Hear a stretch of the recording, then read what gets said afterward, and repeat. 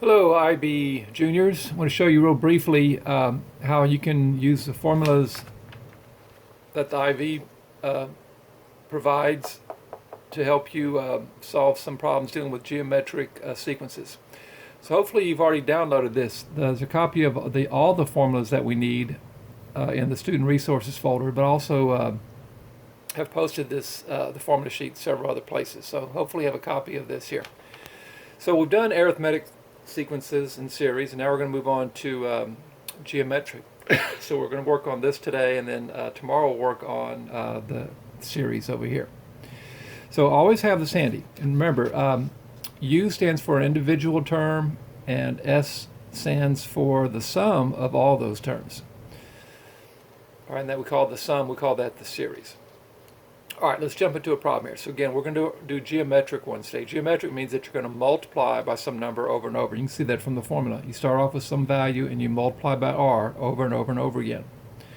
Whereas on an arithmetic one, you start off with some number and you add some number d over and over and over again. N minus 1 is just the number of times you add something. All right, so let's take a look at this example here.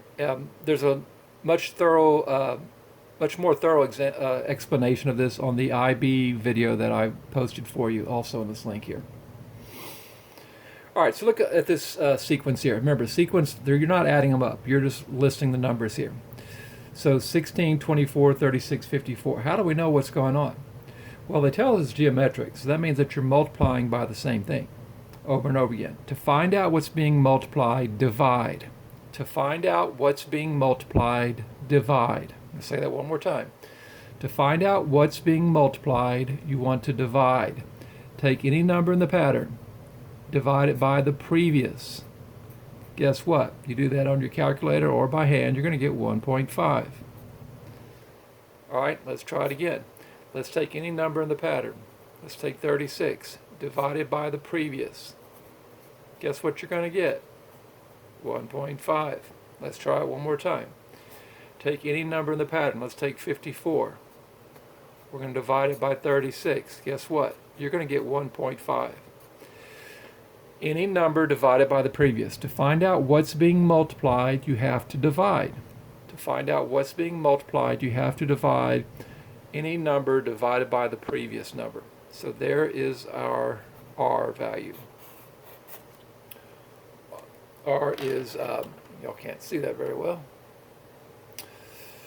So R is 1.5.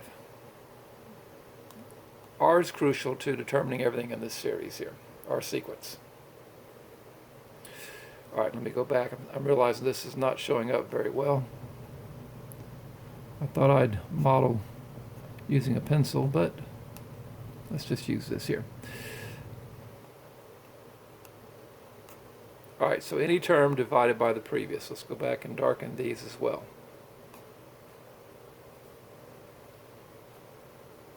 There we go. So the R value is 1.5. So now we can figure things out here. So now they want us to find U10. That means the 10th number in the pattern. So again, just like it was for arithmetic patterns, U1 designates the first number, U2 is the second, U3 is the third, etc. So notice what happens. You have a starting value, and then you multiply by the rate to get the next number. So if you're on the second term, how many times did you multiply the rate? Just one. You multiplied only one time. It's the second term, but you multiplied only one time. That's where that n minus 1 comes into play. N minus 1 tells you the number of times that you have to multiply by r. If you're on the first term, you don't need to multiply. But if you're on the second term, you've multiplied by 2 minus 1, you've multiplied by one time. So the n minus 1 simply means that you have to multiply by the rate one less time than the term you're on. So for instance, if you want to get to the third term, if you're on the first and get to the third, you just got to jump twice. Even though it's the third term, you only have to multiply twice by the r value. That's set n minus 1. All right, so here's our setup for this here. To find U10, we're going to take the first number in the pattern, 16. We're going to multiply by the rate, which we know is 1.5. How many times? Well, if we want to get to the 10th term, we have to jump 9 times. Again, go back to this up here. You're jumping by multiplication each time. You're jumping once to get to the second term. You have to jump twice to get to the third term. To get to the 10th term, it makes sense that you have to jump 9 times. That's where that n minus 1 comes in. So if you wanted to literally write down the formula and put 10 minus 1, that would give you a 9. But it's kind of nice to kind of think about how it works. By the way, they'll ask these kind of questions on an SAT test. And the SAT, they do not give you the formulas. They want you to kind of reason it out. You can use a calculator, but you got to reason it out on your own. They're not going to give you the formulas. All right, so anyway, we can do this on our calculator. 16 times 1 point, it's going to be giant, 1.5 raised to the 9th power. Yeah. So it doesn't look like you have fractional amounts, but after a while you will, because you multiply by 1.5, eventually you're going to get to some fractional amounts here. So we start at 16, multiply by 1.5 over and over and over again. And so the answer is 615.09375. Now, could you gotten that answer some other way? Sure, you could have cheated. You could have taken the last answer, which was u to the 4th, and multiplied that by 1.5, and then times 1.5 again. And this is where you start getting decimal numbers. And you could have kept on going until you did it 10 times on the calculator. By the way, I realize some of y'all may not have a calculator, but you can do these calculations on on your regular phone. And of course, you can also use Desmos for a lot of the things we're doing.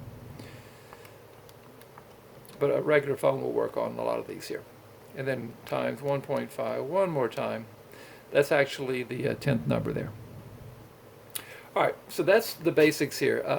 Finding the R value and finding the stereo. Yeah, there's a couple other problems that they'll teach you that are more advanced, but that's the basics. So know that for now. And then watch the IB videos that they provide. They're very good. Really, that whole IB site is so good that you really don't need me. It's really an excellent site. All the videos are there, all the sample questions, all the old questions from old exams are there. Everything's there. All right, anyway, I'll see y'all tomorrow. Watch the other video, and then work the problems that are mentioned in today's page. Talk to you later. Bye.